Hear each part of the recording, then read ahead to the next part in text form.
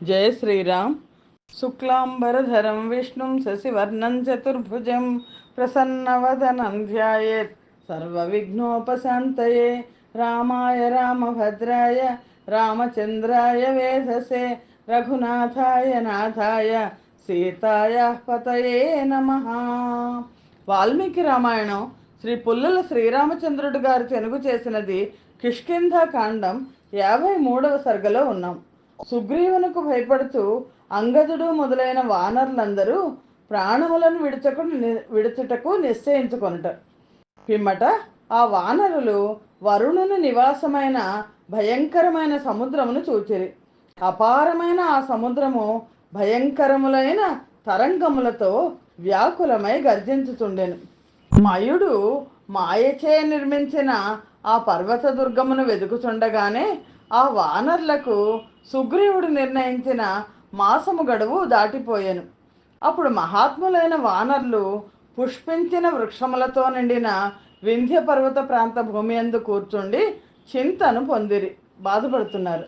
పిమ్మట ఆ వానర్లు పుష్పభారములతో నిండిన అగ్రభాగములు కల అనేక లతలతో కప్పబడిన వసంత ఋతువునందు పుష్పించిన వృక్షములను చూచి భయముచే శంకితులైరి.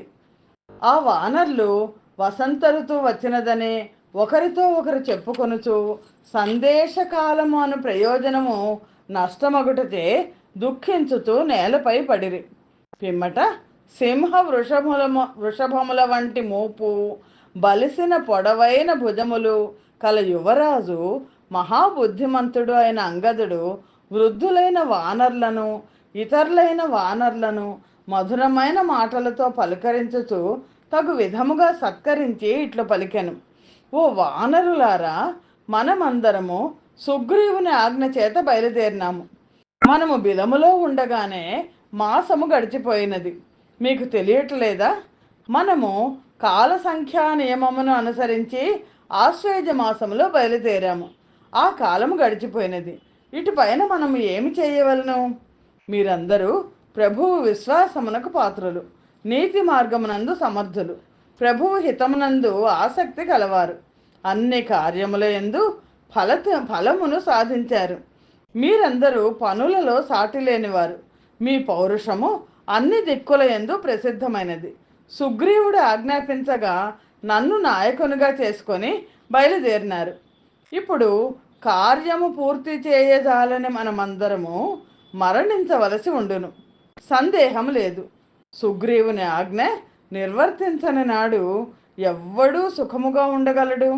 సుగ్రీవుడు నిర్ణయించిన ఈ కాలం గడిచిపోయినది కాన మనమందరము స్వయముగానే ప్రాయోపవేశము చేయుట మంచిది. సుగ్రీవుడు సహజముగా తీక్ష్ణ స్వభావము కలవాడు, రాజుగా కూడా ఉన్నాడు. తిరిగి వెళ్ళిన అపరాధము చేసిన మనలను క్షమించడు. సీత వార్త తెలియకనే మనము పోయినచో అతడు మనలను చంపగలడు. అందువలన మనము పుత్రులను, భార్యలను, ధనములను, గృహములను విడిచి ఇప్పుడే ఇక్కడ ప్రాయోపవేశము చేయటం మంచిది. మనం ఇక్కడ నుండి తిరిగి వెళ్ళిన పిమ్మట సుగ్రీవుడు మనలను అందరినీ తప్పక చిత్రవధ చేసి హింసించును. అందుచేత మనకు ఇక్కడనే మరణము శ్రేయస్కరము. నన్ను సుగ్రీవుడు యవ్వరాజ్యంలో అభిషిక్తుని చేయలేదు. శ్రమ పడకుండా పనులు చేయువాడు మహారాజు అయిన శ్రీరాముడు నాకు అభిషేకము చేసినాడు. పూర్వము నుండి నాపై వైరబుద్ధి గల ఆ సుగ్రీవుడు ఈ పొరపాటును చూచి దృఢముగా నిశ్చయం చేసుకొని తీక్షణమైన దండన విధించి నన్ను చంపించగలడు. అంగదుడు భావిస్తున్నాడు సుగ్రీవుడు చంపేస్తాడేమో అని. నాకు జీవిత మధ్యమునందే వచ్చిన వ్యసనమును నా స్నేహితులు చూచుట ఎందుకు? ఇక్కడనే పవిత్రమైన ఈ సముద్ర తీరమునందు ప్రాయోపవేశము చేసేదను. యువరాజైన అంగదుని మాటలు విని ఆ వానర శ్రేష్ఠులందరూ దీనముగా ఇట్లు పలికిరి. సుగ్రీవుడు స్వభావము చేత తీక్షణమైన వాడు. శ్రీరాముడు భార్యను పొందవలనని కోరికతో ఉన్నవాడు. మనము సీతను చూడకుండగా కార్యమును పూర్తి చేయక గడువు దాటిన పిమ్మట తిరిగి వెళ్ళగా చూచి ఆ సుగ్రీవుడు శ్రీరామునకు ప్రియము చేయవలను అనే కోరికతో మనలను తప్పక చంపించును. మనము అపరాధము చేసిన పిమ్మట ప్రభువు దగ్గరకు వెళ్ళుట మంచిది కాదు. సుగ్రీవుడు ప్రధానులమైన మనలనందరినీ చేర్చి ఇక్కడకు పంపినాడు. సీతను ఇక్కడనే వెతికి లేదా ఆమె వృత్తాంతమును తెలుసుకొని ఆ సుగ్రీవుని వద్దకు వెళ్ళకపోయినచో మనము యమలోకమునకు వెళ్ళదాము. భయపీడితులైన ఆ వానర్ల మాటలు విని తారుడు ఇట్లు పలికెను: మీరెవ్వరూ దుఃఖించవద్దు. మీరు అంగీకరించినచో మనమందరము ఈ బిలంలో ప్రవేశించి అక్కడ నివసించదము. మాయ చేత నిర్మించబడింది. అధికమైన పుష్పములు, ఉదకము, భోజ్యములు, పానీయములు కలది అయిన ఆ బిలము ప్రవేశించడానికి చాలా కష్టమైనది. ఇక్కడ నున్నచో మనకు దేవేంద్రుని వల్ల కూడా భయం ఉండదు. రాముని వలన కానీ సుగ్రీవుని వలన కానీ ఏమాత్రం భయం ఉండదు. అంగదుని మాటలు విని ఆ వానరులందరూ విశ్వాసం గలవారే అతనికి అనుకూలముగా అట్లు పలికిరి. మనం సంపబడకుండుతున్నట్లు ఏదైనా ఉపాయము ఇప్పుడే ఆలస్యం లేకుండా చూడవలెను. శ్రీమద్ రామాయణం నందలి కిష్కింధకాండ 53వ సర్గము సమాప్తము. జయ శ్రీరామ్. 54వ సర్గం. హనుమంతుడు వానర్లను భేదోపాయము చేత తన వైపు తిప్పుకొనుట. చంద్రుని వంటి కాంతిగల తారుడు అట్లు పలుకుతుండగా హనుమంతుడు ఈ కపిరాజ్యమును అంగదుడు హరింపన్నాడు అని తలచెను. ఈ అంగదుని యందు అంటే ఇక్కడ ఉన్న వానరులందరూ అంగదుడి వైపు వెళ్ళిపోతున్నారు. ఈ అంగదుని యందు 8 అంగములు గల బుద్ధి, 4 బలములు, 14 గుణములు ఉన్నవి అని హనుమంతుడు తలచెను.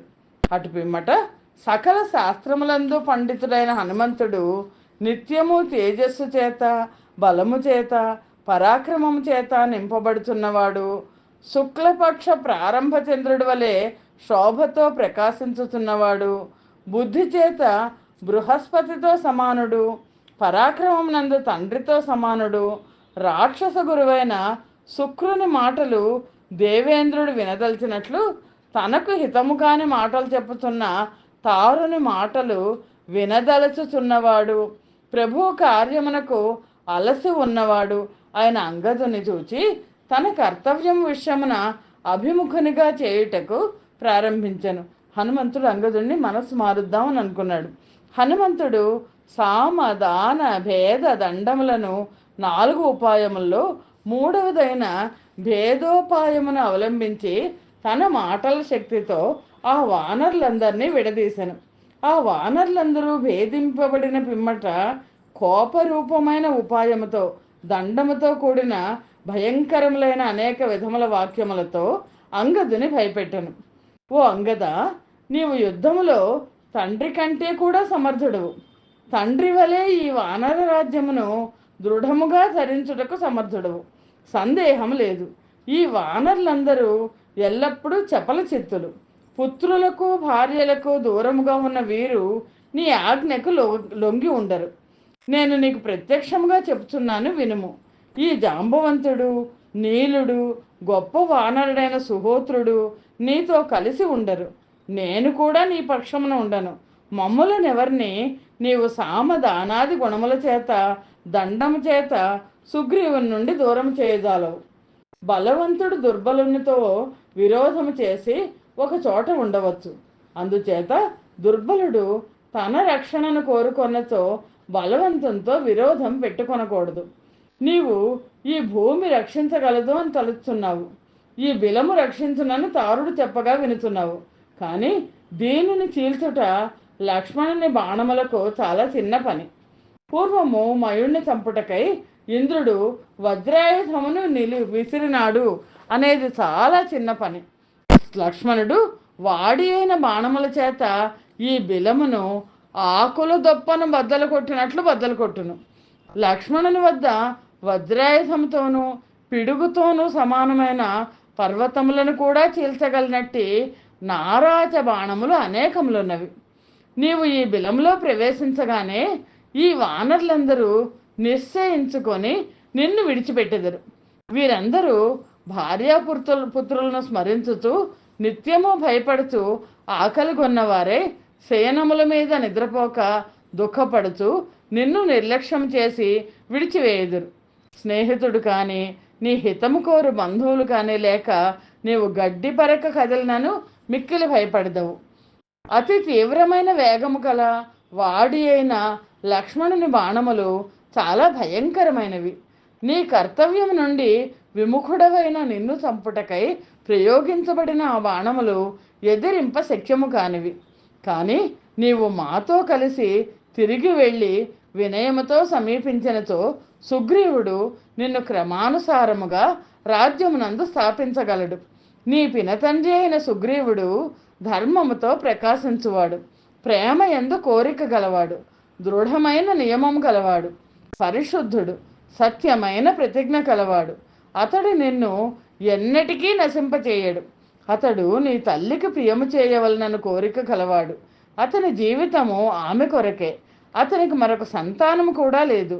అందువలనే మనము తిరిగి వెళ్ళెదము అని హనుమంతుడు అంగదుడితో చెప్పాడు. శ్రీమద్ రామాయణం నందలి కిష్కింధాకాండ 54వ సర్గము సమాప్తము. జై శ్రీరామ్. 55వ సర్గ. అంగదుడు మొదలైన వానరులు ప్రాయోపవేశము చేద్దాము అనుకోవడం.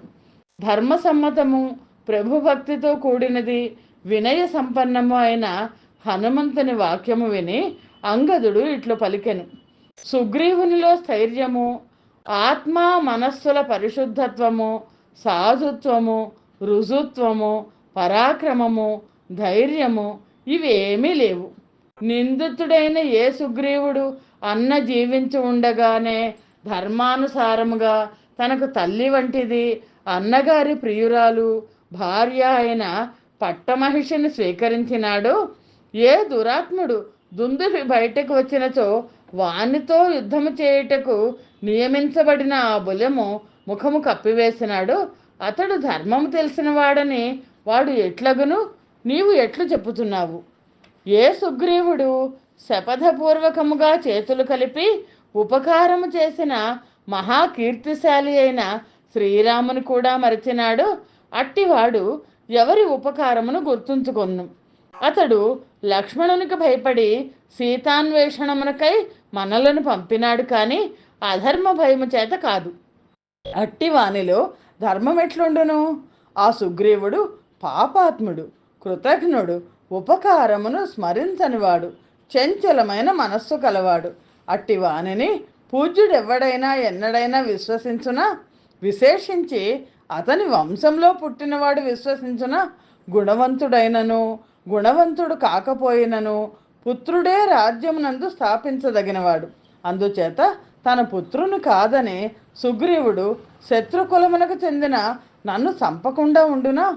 నా ఆలోచనలు భగ్నమైనవి, నా వలన అపరాధము జరిగినది, నా శక్తి కూడా భగ్నమైనది.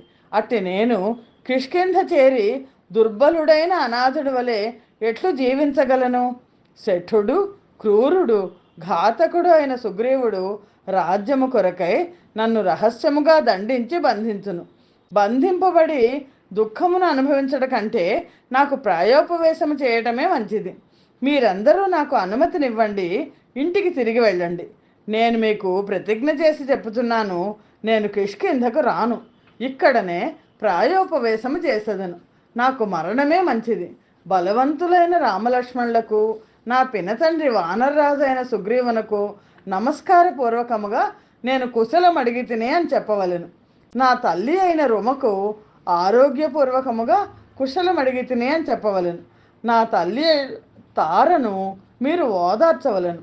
నా తల్లి స్వభావం చేతనే జాలి కలది, పుత్ర ప్రేమ కలది, దీనురాలైన ఆమె నేను ఇక్కడ మరణించినట్లు విని తప్పక ప్రాణములు విడుచును. అంగదుడు ఈ మాటలు పలికి వృద్ధులకు నమస్కరించి ఏడ్చుచు దుఃఖముచే కాంతి విహీనమైన ముఖముతో భూమిపై దర్భలు పరుచుకొని శయనించెను. అంగదుడు అక్కడ శయనించుడు చూచి వానర శ్రేష్ఠులు దుఃఖితులై ఏడ్చుచు నేత్రముల నుండి వెచ్చని కన్నీళ్లు కార్చిరి. అంగదుడు చిన్నపిల్లవాడు. దాంతో ఏంటంటే సుగ్రీవుడి గురించి భయపడి నాకు ఇలా జరుగుతుంది అని అనుకున్నాడు. అంత పూర్తిగా మానసికంగా ధైర్యంగా ఉన్నవాడు కాదు.